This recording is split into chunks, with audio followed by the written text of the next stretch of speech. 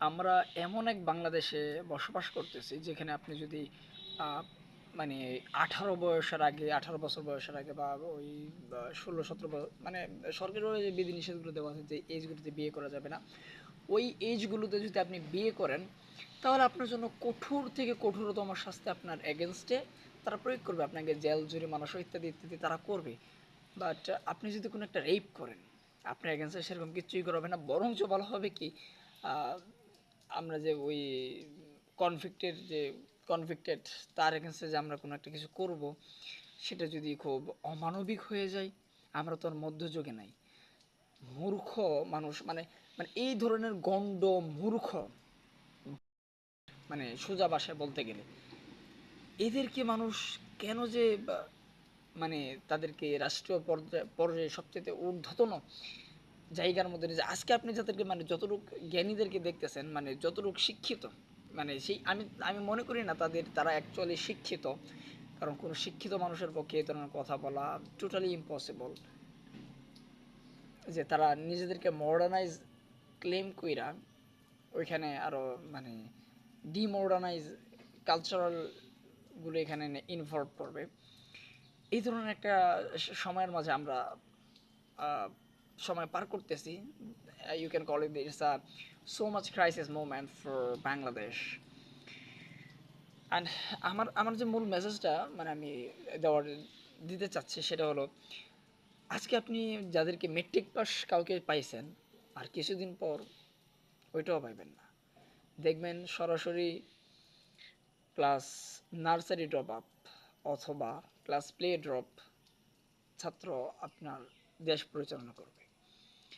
তো মানে এখন থেকে যদি আমরা সচেতন না হই, দেশ আমরা আমাদের দেশ কাদের হাতে তুলে দিচ্ছি। আমরা যদি মানে দল অন্ধ দল অন্ধতা ওইটা থেকে আমাদেরকে বেরিয়ে আসতে হবে। আমরা যদি আমি আমি একজন দেশের নাগরিক হিসেবে, আমি একজন দেশের আহ, সচেতন নাগরিক হিসেবে, বা আমি একজন ইমানদার হিসেবে আমি এই কথাগুলো বলতেছি। আমি আমি কোনো দলকে মেনশন করে বলতেছি না, কিংবা কোনো রাজনৈতিক ব্যক্তিকে আমি মেনশন করে বলতে চাই না কখনো। কারণ আমি চাই আমার দেশ সবসময় একটা সুশৃঙ্খলতার মধ্যে, একটা ডিসিপ্লিনিটির মধ্যে থাকুক। বাট যেই ক্রাইসিস মুভমেন্ট আমরা দেখতে পাচ্ছি এখানে, সুশৃঙ্খলতা, ডিসিপ্লিনিটি, আপনি কাদের থেকে ডিসিপ্লিনিটি আপনি চান? যারা মানে দেশ রসাতলে চলে যাচ্ছে, যেখানে দেশের রন্দে রন্দে বিপদ ঢুকে আছে, আর ওই সিচুয়েশনের মধ্যে আপনি পরিবার নিয়ে সিনেমা হলে যান, আপনি মানে কি আর বলবেন, সব যেখানে সরাসরি প্রমাণিত হয়েছে, প্রুফ হয়েছে যে সে এই অপরাধে অভিযুক্ত, তখনও কেন তাকে আইনতভাবে দণ্ডনীয় সর্বোচ্চ শাস্তি দেওয়া হয় না? তাকে কেন এখনো প্রকাশ্যে এনে এমন শাস্তি দেওয়া হয় না? আপনি আপনার আর কত চান যে আর কত মানুষ এভাবে এই ধরনের প্রবলেমগুলো ফেস করুক? আর কত শিশু, আর কত নারী এভাবে তাদের নিজেদের জীবনকে শেষ করে দিক? মানে আপনি জাস্ট একটাবার চিন্তা করেন, জাস্ট একটাবার চিন্তা করেন, এই ঘটনাটা যদি ওই তাদের পরিবারের সাথে ঘটতো, তখন আপনি একটা হালালভাবে একজন মানুষ বিয়ে করতেছে, ওইটাতে আপনি বাধা দিয়ে আপনি নারীর অধিকার ক্লেম করতেছেন। আর এই জায়গার মধ্যে যেখানে নারীর অধিকার সত্যিকার হচ্ছে, লিটারালি একটা নারীর অধিকার ক্ষুণ্ণ করা হচ্ছে, সেখানে আপনি কোনো কথা বলতেছেন না। আপনি নিজেকে আবার দাবি করেন আপনি মডার্নালাইজড। আসলে আমরা আমাদের নেতৃত্ব আরবিতে মানে আরবরা, ওই জাহিলি যুগের আরবরা সম্ভবত তাদের একটা মানে কথা ছিল এরকম যে জনগণ যেরকম তাদের নেতাও হয় সেরকম। আর আপনারা হয়তো জানেন যে আরবরা প্রবাদ বাক্য বা সাহিত্যের দিকে এই ধরনের জিও পলিটিক্যাল ম্যাটারগুলো কিন্তু আরবদের মাঝে ওই সময় খুব ভালো ছিল।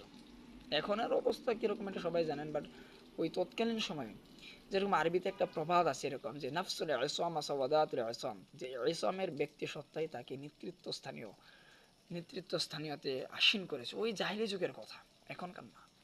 ইসলাম একজন সাধারণ কর্মচারী ছিল রাষ্ট্রের, আর ওইখান থেকে তিনি সম্ভবত সেনাপ্রধান হয়েছিল। ওই এটা আমাদের ইন্টারের পাঠ্য, আরবি সাহিত্যের মধ্যে পাঠ্য ছিল এটা।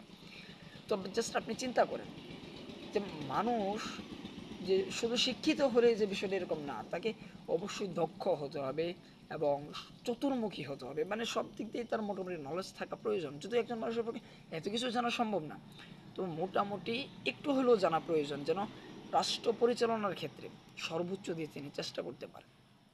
বাট ইন রিসেন্ট টাইম আমরা যে বিষয়টা দেখছি, যেটা মানে যেখানে আনএক্সপেক্টেড জিনিসগুলো, আমরা টোটালি দল অন্ধ।